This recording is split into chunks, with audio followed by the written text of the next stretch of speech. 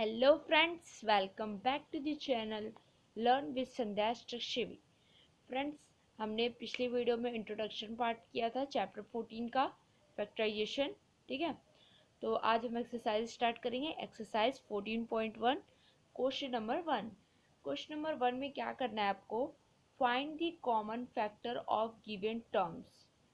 आपको इन सब का कॉमन फैक्टर फाइंड करना है जो भी आपको टर्म्स दी हुई हैं। ठीक है, तो एक एक करके सारा करेंगे। ठीक है, तो चलिए शुरू करते हैं इसको। देखिए, फर्स्ट पार्ट में आपका दिया हुआ है 12x और फिर दिया हुआ है 13x। ठीक है, तो सबसे पहले इनका हम फैक्टर निकालेंगे। तो सबसे पहले हम लिखेंगे 12x और फिर नीचे 13x। सॉरी, x नहीं दिया, केवल 13 दिया है। इनका हम निकालते हैं फैक्टर। ठीक है, सबसे पहले 12 का निकालते हैं।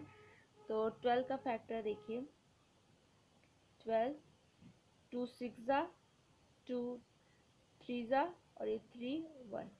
क्या होता है 2 का फैक्टर? 2 इंटू 2 इंटू 3 और ये x है तो इंटू में x। ठीक है, ये होता है। और 36 का क्या होता है फैक्टर? साइड में ही कर लेते हैं 36। ठीक है, तो ये क्या हो जाएगा? 2 से 1 18 ज़ा, 2 9 ज़ा, 3 3 ज़ा, 3 1 ज़ा। क्या होगा? 2 इंटू 2 इंटू 3 इंटू 3। ठीक है, ये हुआ 36 का फैक्टर। अब क्या करेंगे? अब इसमें हमें निकालना है कॉमन फैक्टर क्या होगा।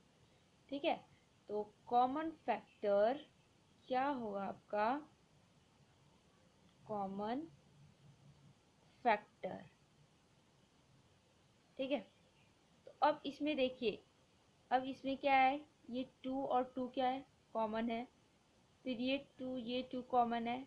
ठीक, फिर ये और ये 3 कॉमन है। उसके बाद आपका कोई मिल नहीं रहा है। ठीक है, तो पहले ये 2 कॉमन है तो इसको हम लिखेंगे।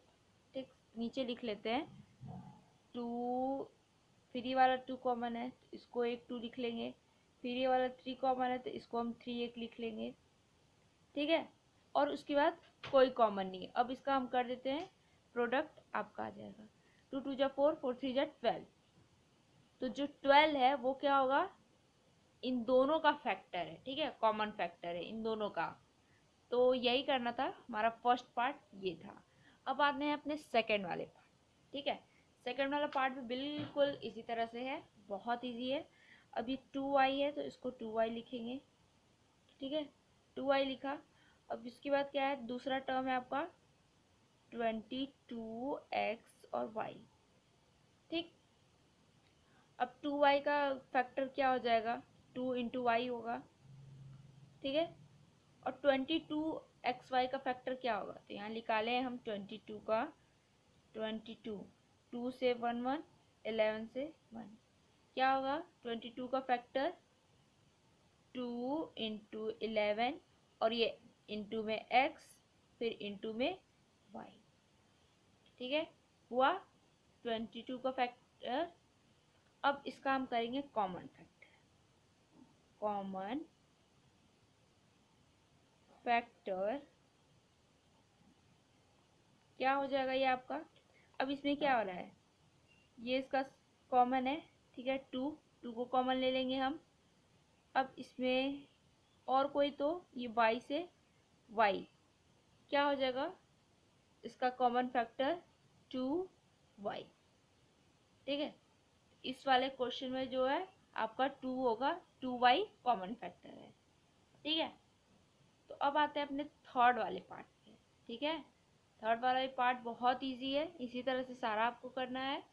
तो उसके बाद है थर्ड वाले पार्ट में आपका 14pq, 14pq और नीचे देंगे आपका 28p का स्क्वायर और q का स्क्वायर। अब निकालते हैं इनका हम फैक्टर। ठीक है, फिर जो सेम होगा उसको लिख के उसका प्रोडक्ट निकाल देते हैं। अब यहाँ पे हम निकालेंगे 14 का। आपको पता है क्या होता है फैक्टर, दिखा देते हैं। 2 7 जा 7 1 जा, 2 × 7, ठीक है। उसके बाद एक P है तो P, फिर Q है तो Q, ठीक है। ये हो गया 14 का। अब करते हैं 28 का। 28 का किया तो 2 से 14, 2 7 जा 7 1 जा, क्या होगा इसका फैक्टर? 2 इन 2 × ये हुआ।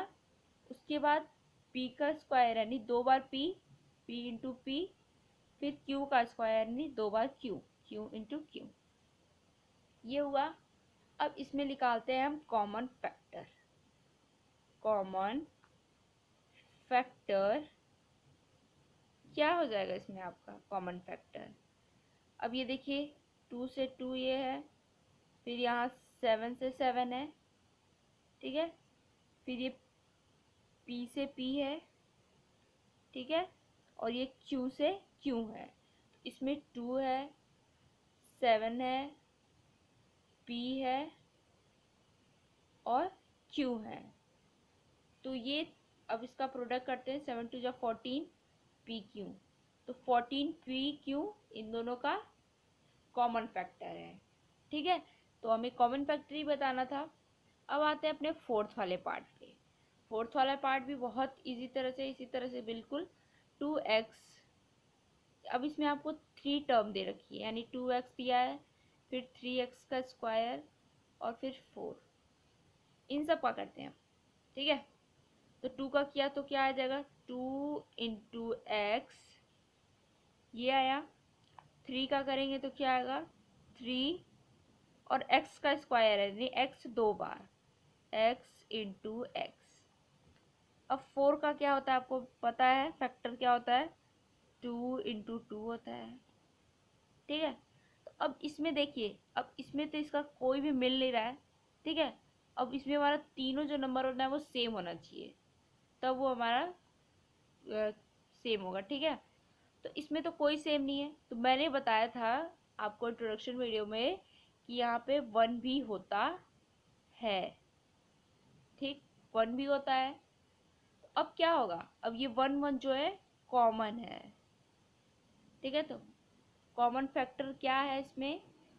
कॉमन फैक्टर आपका हो जाएगा यहाँ पे 1। 1 इज द आंसर, ठीक है। 1 जो है वो आपका कॉमन फैक्टर है, ठीक है। तो इस वीडियो में हम इतना ही करेंगे। आगे के जो पार्ट्स हैं वो हम नेक्स्ट वीडियो में करेंगे। तब तक के लिए थैंक यू सो मच।